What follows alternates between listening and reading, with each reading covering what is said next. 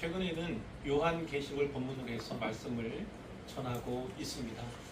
요한계시록은 우리가 살펴보았던 것처럼 사도 요한에게 주어졌습니다. 사도 요한이 받은 것을, 본 것을 또 기록하라고 하신 명령에 따라서 기록한 성경이 요한계시록이고요. pat모라고 하는 섬에 유배되어 있을 때입니다. 왜 유배가 되었습니까? 예수님 말씀을 전하면서 또 그분을 증언하였기 때문에 박해를 받아서 pat모라는 섬에 유배가 되어 있는데 어느 주일날이었습니다. 분명히 주일이라고 나오죠. 주일날 성령의 감동을 받은 것입니다. 그리고 나팔소리와 같은 큰 음성을 들었어요. 우리는 살펴본 것처럼 그리스도의 음성임을 이제 알게 되었죠. 뭐란 말씀이 있었습니까? 내가 보는 것을 두루마리에 써서 에베소, 서머나, 버가모, 두아디라, 사데, 빌라델비아, 라오디게아 등 7 교회에 보내라. 이런 명령을 이제 받은 거죠. 그래서 기록한 책이 요한계시록이고 우리가 이제까지 이제 살펴본 내용도 그중 일부이지요. 지난 시간까지 우리는 2장과 3장에 기록되어 있는 7 교회에 주신 그리스도의 메시지, 그리스도의 말씀을 살펴보았습니다. 이 7개의 교회들은 지상교회를 상징하고 지상교회를 대표한다 이렇게 볼 수가 있는데 지상교회의 모습이 어떠한가를 잘 보여주고 있습니다. 당시 교회들은 로마의 박해, 탄압 가운데 있었습니다. 그러니까 현실 속에서 타협하라는 그런 유혹을 늘 받고 있던 그런 상황이었어요. 그런 상황에서 거의 비슷한 상황 가운데서 7 교회는 조금씩 다른 모습들을 보여줍니다. 자, 어떤 교회들? 여러 교회들이 칭찬도 받고 책망을 받았습니다. 어떤 교회, 예를 들어 소모나 교회나 빌라델비아 교회는 책망 없이 칭찬만 받기도 했습니다. 그리고 라오디게아 교회처럼 책망만 받은 교회도 있었다는 것을 우리가 살핀 바가 있어요.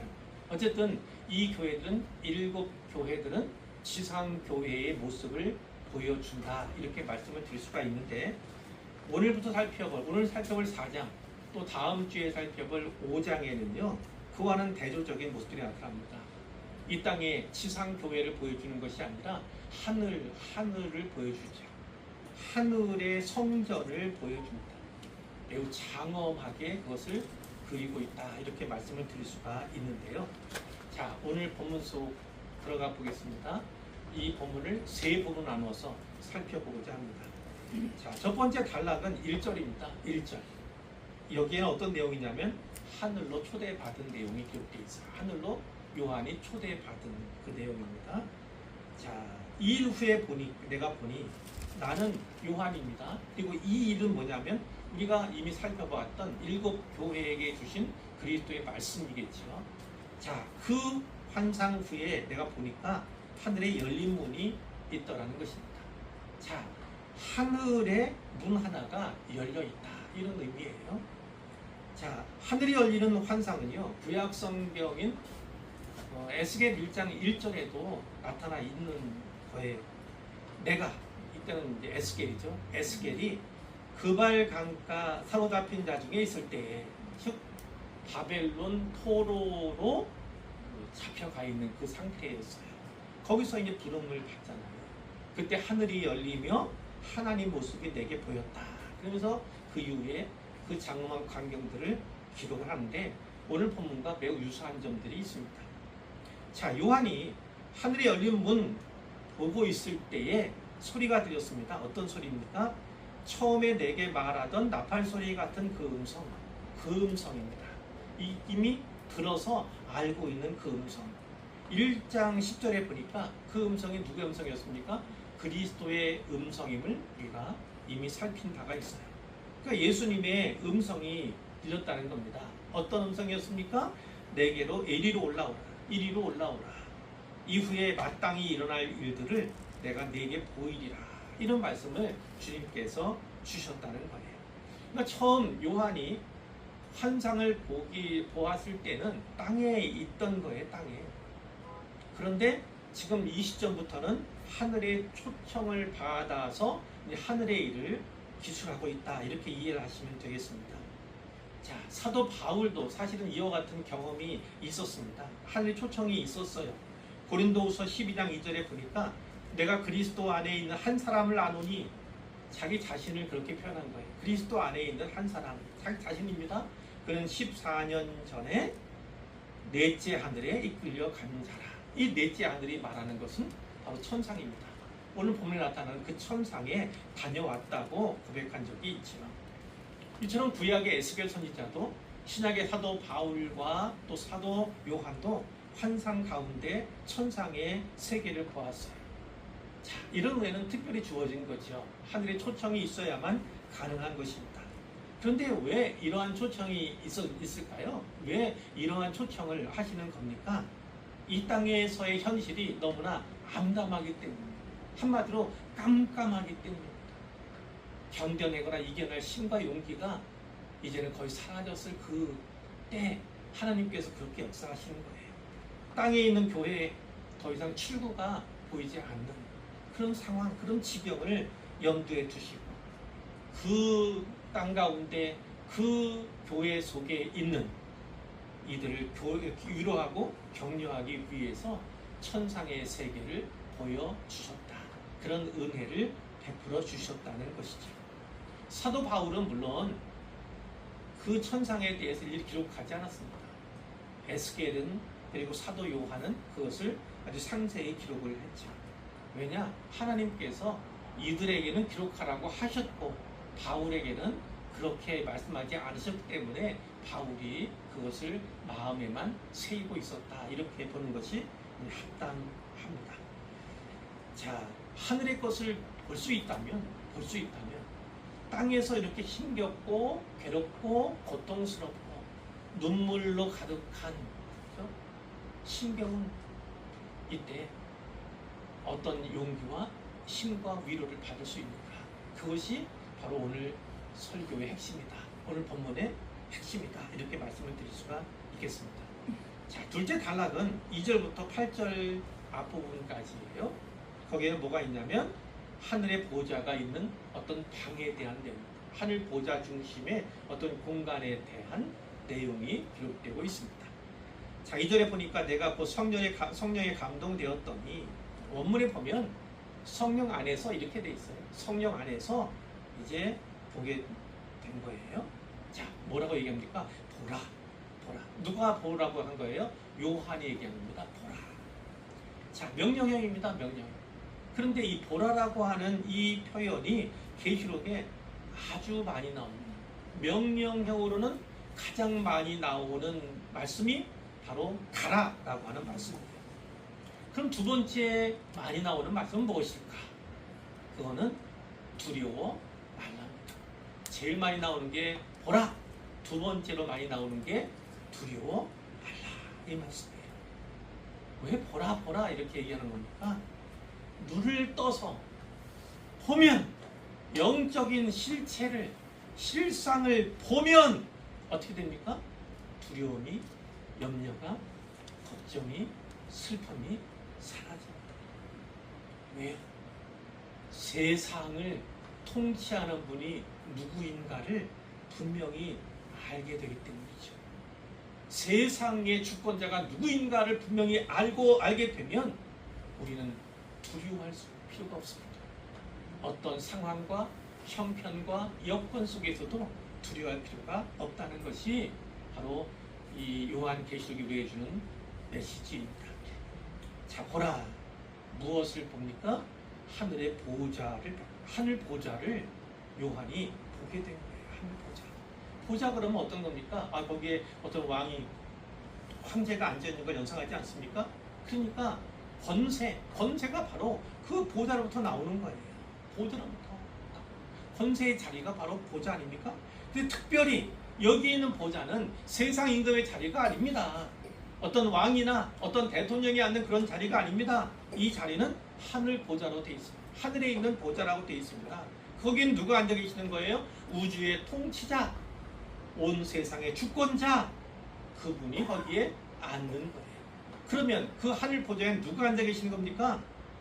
바로 하나님이 앉아 계신다.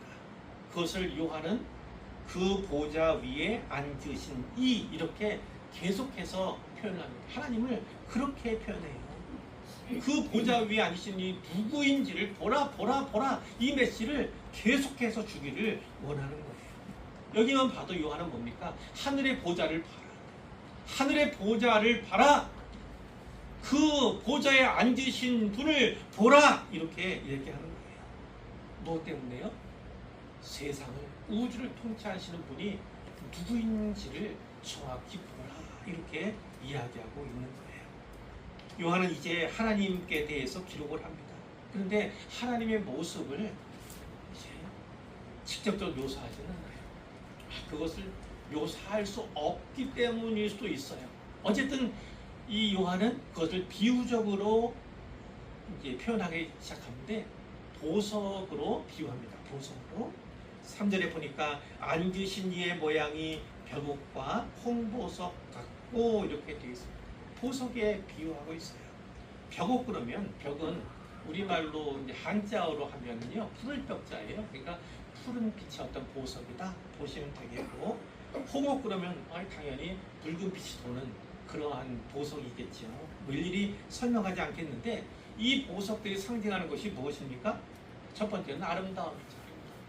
그리고 위엄을 상징한다. 하나님의 위엄을 상징한다. 이렇게 볼 수가 있어요. 근데 이 두 보석은 구약에도 나타납니다. 어디에 나오냐면 대제사장이 입는 옷을 에봇이라고 합니다. 에봇. 근데 에봇의 차림 가운데 가슴에 뭐를 두냐면 판결 흉패라는 것을 이제 여기에 달게 되거든요. 그 판결 흉패에 12개의 보석이 달려 있는데 그 12개의 보석 중에 처음 보석과 마지막 보석이 바로 벽옥과 홍옥이다. 이렇게 기억을 하시면 되겠습니다. 그런데 중요한 것은 이 12보석이 상징하는 게 뭐였죠? 바로 이스라엘의 12지파를 상징하는 것, 그것을 잘 아시잖아요. 그러니까 이 요한이 하나님을 이렇게 묘사한 것은 자기 백성과 함께 하시는 분임을 강조하기 위함이다라고 우리는 읽을 수 있다는 것입니다. 자, 그런가 하면 보좌에 둘러있는 것이 있었습니다. 무엇이 둘러있었냐면 무지개가 둘러있었어요. 그 무지개 모양을 녹보석으로 또 묘사를 하고 있음을 우리가 보게 되는 것입니다. 자, 무지개 하면 누가 생각납니까? 노아가 생각나죠. 노아, 창세기의 그 심판, 홍수 심판으로 말미암아서 인류가 다 멸절당했습니다. 그때 노아와 그 가족들만 살아남았지 않습니까? 8명만 살아남았던 그것을 우리가 성경에서 보는데, 다시는 내가 물로 홍수로 인류를 심판하지 않겠다 하나님께서 약속하셨어요. 그리고 나서 그 약속의 표로서 무지개를 주셨습니다. 그러니까 무지개 하면 하나님의 언약이 우리는 생각이 나는 것이죠. 하나님의 언약, 그리고 언약에 신실하신 하나님을 우리에게 보여준다. 이렇게 이제 해석을 할 수 있겠습니다. 녹보석은 우리가 빛이 혹은 에메랄드 이렇게 뭐 이야기하기도 합니다. 이제 주로 많이 익숙한 그런 보석일 텐데, 이 보석도 역시나 대제사장의 그 예복에 달려있던 그 보석들 가운데 하나. 그 벽옥, 홍보석, 녹보석, 이 세 보석은 나중에 21장에 가면 새 예루살렘을 묘사할 때도 다시 등장하는 보석들입니다. 자, 이제 4절 말씀을 봅니다. 4절에 보니까 그 보좌에 둘러서 또 둘러있는 것이 있었는데 뭐가 있냐면 24개의 보좌들이 있더라는 거예요. 물론 앞에 보좌와는 좀 다르겠죠. 중앙에 있는 보좌와는 좀 다르겠지만 어쨌든 24개의 보좌가 그 둘레에 둘려 있다는 것입니다. 그것도 역시나 보좌임을 기억해야 합니다. 근데 그 보좌들 위에 그 보좌에 앉을 자리 차지하고 있는 사람들이 있을 거 아니에요. 누가 있습니까? 24장로들, 24명의 장로들이 24개의 보좌 하나씩 앉아있다, 이 얘기를 하고 있는 거예요. 근데 왜 24명의 장로들인가? 24라고 하는 숫자가 사실은 중요합니다. 그래서 학자들은 이렇게 많이 생각하죠. 구약의 12지파, 그 12와 신약의 예수님의 12제자를 얘기합니다. 그러니까 12개와 12개, 신약과 또 구약의 그 10이라는 숫자의 합이 24다 이렇게 한 거죠. 그러니까 이 24가 상징하는 것은 신구약의 모든 하나님의 백성을 예표한다 이렇게 볼 수가 있다는 거예요. 그런데 이 24가 장로들의 차림이 있어요. 복장을 보시기 바랍니다. 그들이 흰옷을 입었어요. 물론 앞에도 흰옷 입은 이야기들이 여러 번 나왔어요. 그때마다 이야기했고 나중에 요한계시록 특품에 나오지만 흰옷은 착한 행실이라고 돼 있어요. 착한 행실. 그러나 그 착하다는 것은 단지 착하다 이것이 아니라 의롭다는 것입니다. 의롭다. 의로움. 그것은 예수님의 피로 씻김을 받고 피로 산 그것을 은혜를 입은 것을 표현하기 위해서 바로 착한 행실, 의로운, 의인 이렇게 얘기하는 것인데 그것을 흰옷 입은 백성으로 표현합니다. 그래서 찬양 가사도 있어요. 주의 순결한 백성 이렇게 찬양 가사가 있잖아요. 그것을 흰옷 입은 자들로 표현을 합니다. 자, 뿐만 아니라 이 한 사람 한 사람의 장로들은 머리에 금관을 쓰고 있어요. 금관을 쓰고 있어요. 자, 금관, 금면류관을 말합니다. 금면류관을 말하는데 이 사람들이 어떤 사람인지를 분명히 보여줘요. 이 사람들이 그 보좌 앞에 서 있는 게 아니라 그 보좌의 자리를 차지하고 앉아 있다는 것을 우리가 확실히 알아야 됩니다. 이 사람들이 누구인가? 바로 우리가 앞에서 봤잖아요. 계속 7 교회에 대한 말씀 가운데 이기는 자는 이렇게 얘기가 되어 있는데 이 사람들 누굽니까? 바로 이긴 자들입니다. 이긴 자들, 승리한 자들을 이 24 장로들로 묘사를 하고 있는 거예요. 이들은 다 승리한 자, 이긴 자들이다. 자, 그럼 그래서 우리가 어떻게 그렇게 이해하게 되는가? 이제까지 우리가 이기는 자에게 주신 약속들을 살펴보면 됩니다. 3장 21절에 보면 거기에 뭐라고 되어 있냐면 이기는 그에게는 내가 내 보좌에 함께하여 주기를 이렇게 말씀해 주는 게 있어요. 보좌에 앉는 은혜를 앉혀주시는 은혜를 베푸시겠다는 말씀이 있었어요. 또 3장 5절에 보니까 자 이기는 자는 이와 같이 흰옷을 입을 것이요 이런 말씀도 있었고 또 2장 10절에 죽도록 충성하라 그리하면 내가 생명의 관을 내게 주리라 하신 약속의 말씀이 있어요. 그러니까 여기에 있는 24 장로들은 그 약속의 말씀들을 이긴 자로서 다 받은 자들임을 우리가 확실히 알게 되는 것이죠. 자, 5절 말씀에 보니까 보좌로부터 번개와 음성과 우레소리가 났다. 구약의 이미지 아닙니까? 특히 출애굽기에 많이 나오는 이미지들인데 거기에 보면 하나님께서 임재하실 때 이와 같은 현상들이 자연현상들이 일어났던 것을 기억하실 거예요. 자, 뿐만 아니라 보좌 앞에 켠 등불 7이 있었다. 이는 하나님의 7 영이다. 이것에 대해서는 앞에서도 2번이나 나온 바가 있습니다. 그 7 등불에 대해서 이야기를 했고 그 7 등불은 하나님의 7 영이다 이렇게 얘기했고 하나님의 7 영은 곧 성령을 가리키는데 여기에 계속 7이라고 되어 있는 이 성경은 상징적, 특히 요한계시록은 매우 상징적입니다. 7이라고 하는 숫자가 매우 상징적인 숫자인데 그 7은 완전수라고 합니다. 우리는 행운의 수 이렇게 얘기하지만 성경은 완전수라고 합니다. 그 성령님은 완전하신 분이시다라는 것이고 성령님은 완전히 온 세상을 다 두루 감찰하시고 살피시고 계신다라는 것을 우리에게 보여준다는 거예요. 그 성령님께서 바로 하나님과 함께 계신다라는 그 메시지를 우리에게 주시는 거죠. 자, 6절 말씀에 보면 보좌 앞에 수정과 같은 유리 바다가 있다. 자, 수정과 같아요? 아름답겠죠. 유리 바다. 그러면 바다는 바다인데 유리 같다는 건 아주 잔잔하지 않겠습니까? 아주 잔잔한 바다, 고요한 바다를 연상할 수 있지 않겠습니까? 그런데 우리가 주목할 건 여기에 있어요. 요한계시록에서는요, 이 바다라고 하는 것이 하나님을 대적하는 자들의 근원이라고 할 수 있어요. 왜냐하면 13장에 가면요, 짐승, 하나님의 대적자로서 짐승이 바다로부터 나타나는 것, 올라오는 것을 묘사하고 있어요. 뿐만 아니라 유대인들의 세계관에서는요, 바다를 매우 두려워하는, 악의 근원으로 생각하기 때문에 매우 두려워하는 그런 이미지가 있어요. 그리고 바다는 혼돈을 상징합니다. 성경에도 나오는 단어인데 리워야단이 거기에 살고 있죠.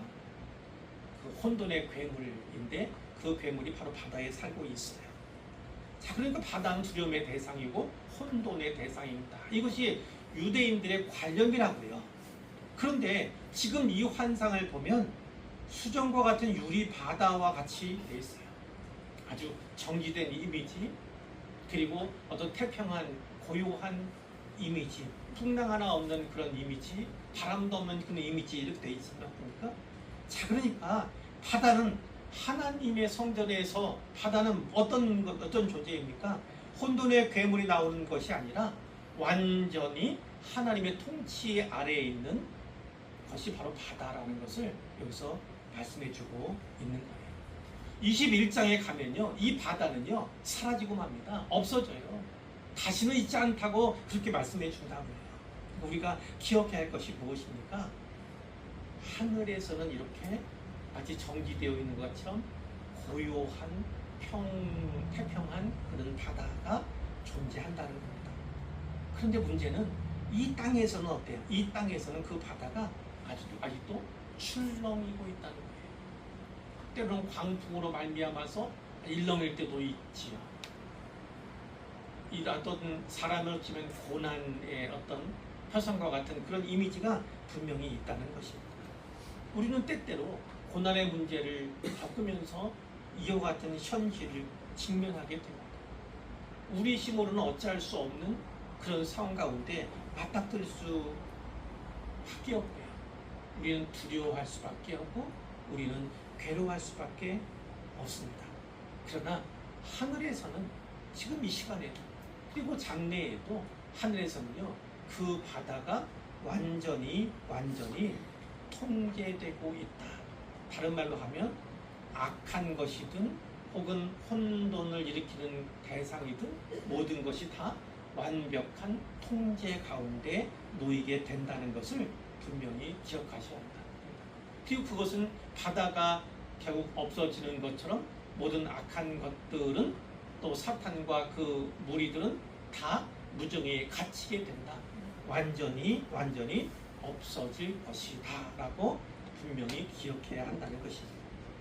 자, 계속해서 요한이 본 것들이 있습니다. 뭐가 있습니까? 보좌 가운데도 있고 보좌 주위에도 있는데 무엇이 있냐면 네 개의 생물이 있더라는 것입니다. 근데 생물의 특징이 무엇이냐면 앞뒤에 눈들이 가득하다. 요즘에는 공상과학 영화가 너무나 많이 있더라고요. 괴물들 모습들이 다 눈이 뭐 여러 개가 있는 그런 것들이 나오는데 뭐 그것도 요한계시록의 어떤 이미지와도 겹치는 부분이 있기는 있겠지요. 자, 그런데 이 네 생물에 대해서 이렇게 묘사하고 있어요. 첫째 생물은 사자 같다. 사자가 아닙니다. 사자 같다고 묘사하는 거예요. 둘째 생물은 송아지 같다. 셋째 생물은 사람 같다. 넷째 생물은 날아가는 독수리 같다라고 설명하고 있는 거예요.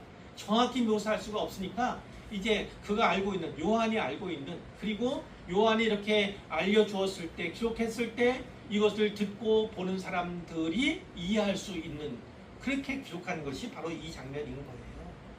이 생물들 모습이 에스겔 1장에도 나타납니다. 거기에도 비슷하게 나타나 있어요. 자, 무엇을 상징하는가? 학자들은 피조물을 대표한다고 봅니다. 이 네 개의 생물은 온갖 피조물을 대표한다, 상징한다, 이렇게 이해를 하고 있어요. 이 네 생물은 각각 6날개가 있다. 이사야 6장에 스랍들, 천사의 일종입니다. 그 스랍들을 표현할 때 6날개를 가진 그 천사에 대해서 이야기를 하는데 그 이미지를 여기서 갖고 왔어요. 거기하고 연결이 되어 있죠. 또 그 안과 주위에 눈들이 가득하더라. 앞에도 나와 있어요. 에스겔 1장 18절에도 많은 눈이 있는 그런 것을 묘사한 적이 있습니다. 왜 눈이 이렇게 많은 겁니까? 눈이 앞뒤에도 있고 뭐 이렇게 많은 거예요. 왜 많은 겁니까? 땅에 있는 어떤 것도 결국 감춰질 수 없다. 땅에 놓았던 것도 감춰질 수 없다. 그 눈들이 계속 띄어 있어서 완전히 보고 있는 거예요. 이 땅에서 일어난 모든 일들 다 성령께서 보고 계시지만, 하나님이 친히 보고 계시지만, 이 내상물도 여전히 계속해서 보고 있는 존재다라는 것을 보게 됩니다. 자, 세 번째, 이제 8절 뒷부분에서 11절 말씀이 마지막 단락인데, 여기는 하늘의 예배에 대한 말씀입니다. 자, 예배, 하늘의 예배가 어떠한가를 보여준다는 거예요. 자, 그들은 내 생물을 말합니다. 그들이 밤낮 쉬지 않고 이르기를 거룩하다, 거룩하다, 거룩하다. 주 하나님 곧 전능하신 이여, 전에도 계셨고 이제도 계시고 장차 오실 이시라. 이렇게 찬양을 한다는 것이죠. 여기 거룩하다, 거룩하다, 거룩하다 세 번이나 거룩의 반복이 나타나는 것을 보게 되는데, 이 유대인들의 관념에서는, 또 문학적인 양식에서는 세 번 반복하는 것은요, 최상의 거룩을 찬양합니다. 거룩은 최상의 거룩을 찬양하는 것이다 라는 것을 성경이 구약에도 그렇고 신약에도 그렇고 내내 보여주는 거예요. 그분은 거룩하신 분입니다. 거룩의 원래 의미는 뭐라고 했어요? 그것은 구별된다는 거예요. 하나님은 구별되는 분이에요. 그분은 영원하신 분. 우리와 달라요. 우리는 기도의 100년이라고 하는, 우리는 우리로서는 길다고 생각하지만 실제로 영원한 세계 속에서, 영원의 시간 속에서는 아주 짧은 그 시간을 지내다가 가는 것이 인생이라면, 하나님은 영원하신 분이시다라는 것이고, 우리에게 신자로서의 주님을 닮은, 하나님 닮은 거룩한 면이 일부 있다 했지만, 하나님은 그 거룩의 본체시다라는 것이 이제 우리와 전혀 다른 구별됨이 있는 분이시다라는 것을 여기서 찬양하는 것입니다. 자, 9절 말씀해 보니까 그 생물들이 보좌에 앉으사 세세토록 살아계시는 여기서 하나님께 영광과 존귀와 감사를 돌렸다는 것이고, 그때 24장로들이 어떻게 합니까?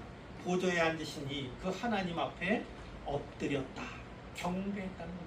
절했다는 것입니다. 그러면서 어떻게 했어요? 세세토록 살아계시는 이에게 경배하고 자기의 관을 보좌 앞에 드리며, 자기가 쓴 아까 생명의 관이라고 했잖아요. 금면류관이라고도 말씀드렸어요. 그것을 보좌 앞에 드렸다는 것입니다. 자, 이 생명의 관, 이 금면류관은 그들이 이겼기 때문에 받은 상급과 같은 거예요. 선물로 받은 것입니다. 그것을 받아 쓰고 있는 것인데, 그것을 하나님께, 왜냐? 하나님의 은혜 때문입니다. 하나님께서 저에게 은혜를 주셔서 예수 믿게 하시고 이기는 자로서, 승리자로서 이곳에 있게 하셨습니다. 그래서 자기가 받은 것이지만 그것을 하나님 앞에 내려놓는 거예요. 하나님께 다시 돌려드리는 그런 모습을 취하는 거다, 이렇게 볼 수가 있는 거예요. 그런데 이와 같은 행위는 사실 로마 제국에서 행하던 그 행위와도 닮은 부분들이 있습니다. 황제를 향해서 그렇게 하는 부분들이 있어요. 그러니까 여기서 질문하는 건 계속 질문하는 거예요. 계속 질문하는 겁니다. 보라, 무엇을 질문합니까? 세상의 주권자가, 세상의 주인이 과연 누구냐? 로마 황제냐? 아니면 하나님이냐? 이것을 계속해서 질문하고 있다, 이렇게 볼 수가 있는 거죠. 이제 마지막 11절입니다. 이것을 같이 읽어볼게요. 우리 주 하나님이여, 영광과 존귀와 권능을 받으시는 것이 합당하오니 주께서 만물을 지으시니라. 만물이 주의 뜻대로 있었고 또 지으심을 받았나이다. 하나님께서는 만물을 창조하신 창조주이십니다.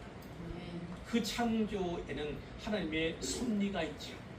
그리고 섭리 속에는 하나님의 뜻이 분명히 있습니다. 뜻대로 지으심을 받은, 그래서 있게 된 것이 바로 피조물인데, 우리는 피조물 가운데 아주 중요한 아주 귀한 존재로 지음받았음을 구별되었음을 기억해야 합니다. 하나님께서 창조하셨잖아요. 창조 시에 어떻게 하셨습니까? 6일 동안 창조하면서 좋았더라 좋았더라 좋았더라. 그러나 마지막으로 사람을 창조하시면서 심히 좋았더라. 성경이 그렇게 있습니다. 하나님께서 사람을 지으시고 나니까 물론 사람을 지었다는 것 자체도 중요하지만 그 사람을 청지기 모든 만물의 청지기로서 지어서 그 질서를 관리하게 하셨다는 그것 때문에 더욱더 흡족하셨던 거거든요. 사람은 바로 이와 같은 존재입니다. 사람만이 하나님의 형상으로 지음받은 존재입니다. 하나님의 형상으로 지음받은 존재는 천사도 아니에요. 오직 사람만 하나님의 형상으로 지음받은 존재예요. 그것을 신학적으로 얘기하면 지정의 얘기하지 않습니까? 지식 그리고 우리의 감정, 정서 그리고 의지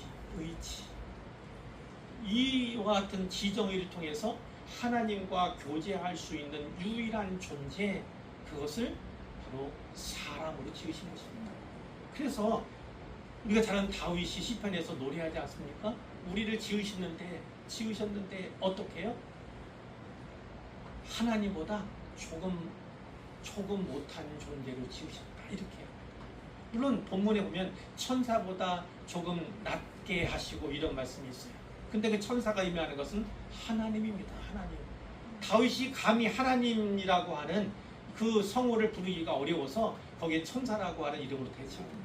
천사보다 조금 낮게 지었다는 것은 사람은 하나님보다 조금 낮게 지어진 존재다. 그렇게 귀한 존재가 바로 사람이다라는 그것을 고백하기 위한 것이거든요. 바로 그와 같습니다. 우리는 만물 가운데서도 아주 구별된 존재입니다. 청지기로서 부름받은 존재, 하나님과 직접적인 교제를 할 수 있는 유일한 존재로 지음받은 존재가 바로 우리 한 사람 한 사람을 분명히 기억하시길 바라고, 예수 믿을 때 깨어지고 무너진 하나님의 형상, 원죄로 말미암아서 깨어지고 무너진 그 하나님의 형상이 회복되기 시작하고 하나님의 형상으로서의 가치가 삶 속의 사역 가운데 드디어 발현되기 나타나기 시작할 때가 바로 예수 믿기 시작할 때라는 것을 분명히 기억하시면 좋겠습니다. 자, 이제 세 가지로 요점을 짧게 할게요. 자, 보라입니다. 보라. 무엇을 봐야 됩니까? 하늘 보좌를 보고 그 보좌에 앉으신 이를 보아야 합니다. 우리도 보아야 합니다. 왜냐? 이 당시에 로마 황제가 세상의 통치자인 것처럼 주권자처럼 보였지만 교회를 박해하고 핍박했지만 그러나 사실 그가 세상의 주권자가 아니고 하늘의 주권자가 따로 있다는 겁니다. 그분이 누구다? 바로 하나님이시다.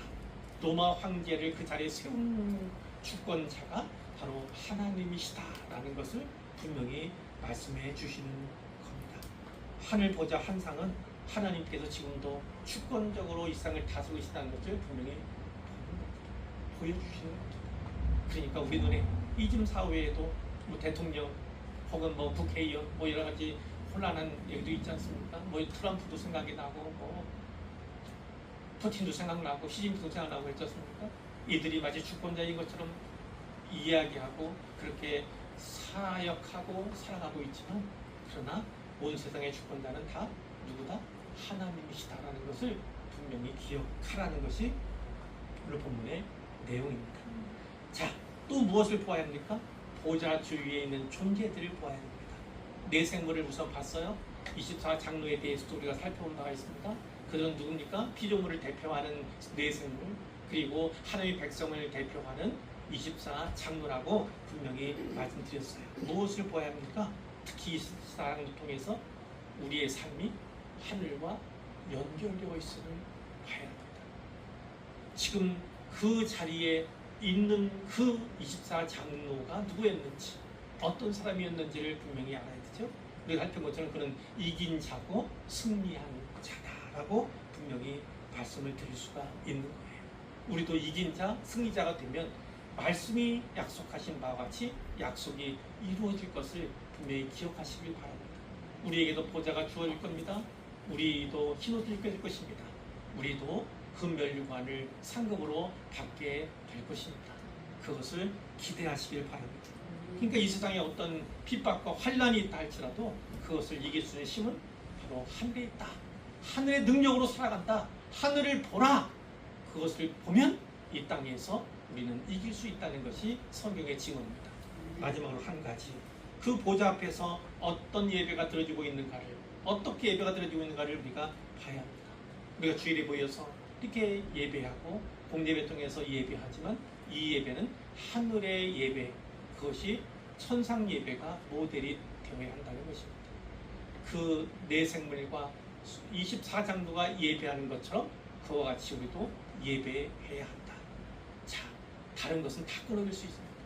교회에 주신 사명 가운데 전도, 선교, 이것은 때가 되면 중단됩니다. 더 이상은 선교할 수도, 더 이상은 전도할 수도 없는 그런 때가 온다는 거예요. 마지막 때는 그렇습니다. 그러나 중요한 건 예배는 그렇지 않습니다. 예배는 이 땅에서 드릴 뿐만 아니라 하늘에 가서도 드리는 것이 바로 예배다. 그러니까 이 땅에서 예배 드릴 때 바로 하늘의 예배를 기억하면서 우리의 예배도 그와 같은 예배가 되기를 간절히 소원하는 그런 마음속에 예배 드리는 예배자가 되자. 이것이 마지막 메시지입니다. 잘 기억하시고 마음에 새기를 주님의 이름으로 축원합니다.